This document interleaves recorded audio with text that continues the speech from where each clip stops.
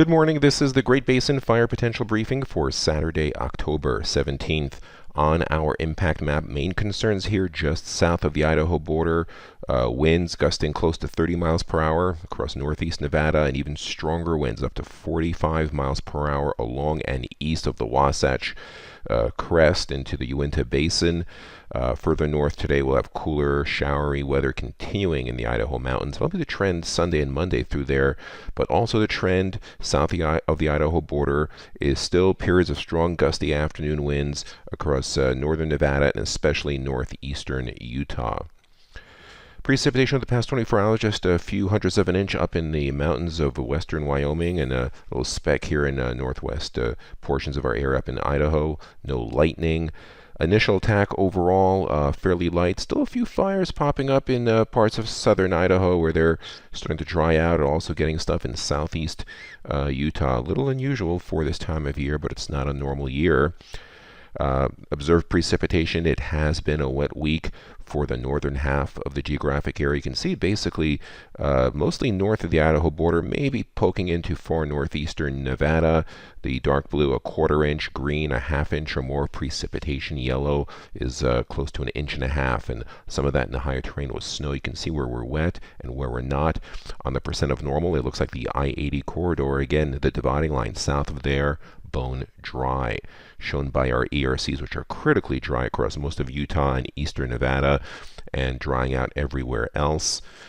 The 10-hour fuel moisture again shows the critically dry 3 to 4% area across central and southern portions of Nevada and Utah, and still marginally dry 5 to 6% going all the way up to the Idaho border before it moistens up very quickly north of there.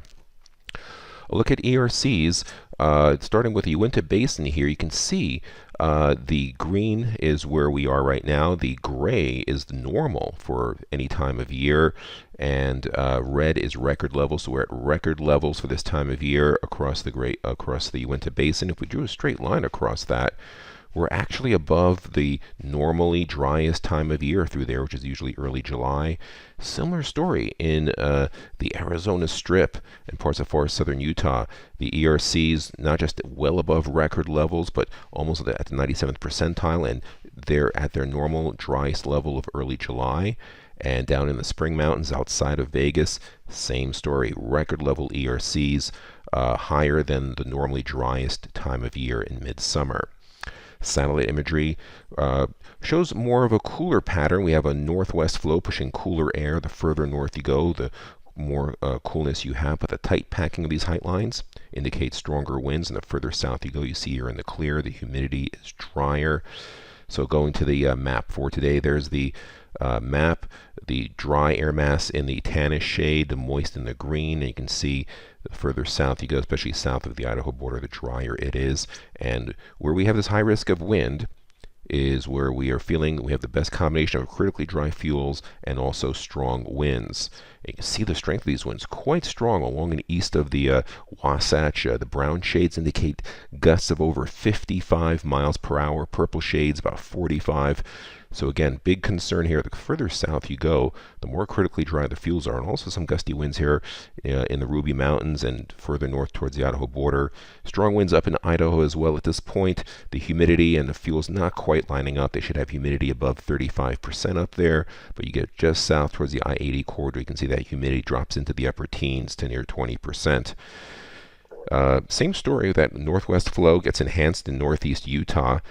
We'll probably have some cooler, showery weather up north. And you can see, again, those stronger winds across northeastern Utah and much of northeastern Nevada. And you can see where the humidity levels in those areas still in the teens. Single digits are still super dry down south. On Monday, no high risk. We'll still be moderately breezy. Critically dry, again, everywhere south of the Idaho border.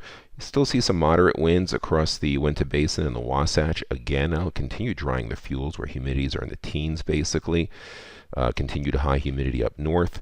3-day precipitation totals, another quarter-inch or so across some of the higher terrain of western Wyoming, and maybe a tenth of an inch or a few hundredths, but still keeping things moist up in the mountains of central Idaho.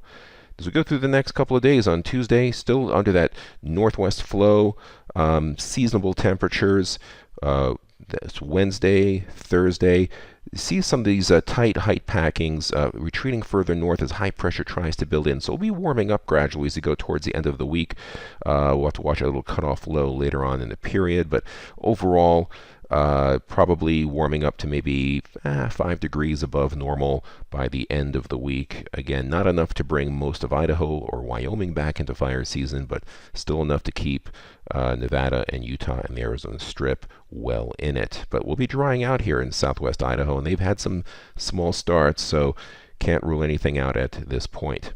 7-day precip, not much different from the first 3 days. The 8 to 14 day continues to show on the right drier than normal conditions across most of the Great Basin. Kind of a mix of cooler than normal across most areas, warmer than normal across the western portion of the Great Basin. Typically, this kind of a gradient produces some good winds, so still some good northwest breezes affecting parts of the area. This concludes our briefing. Have a great day.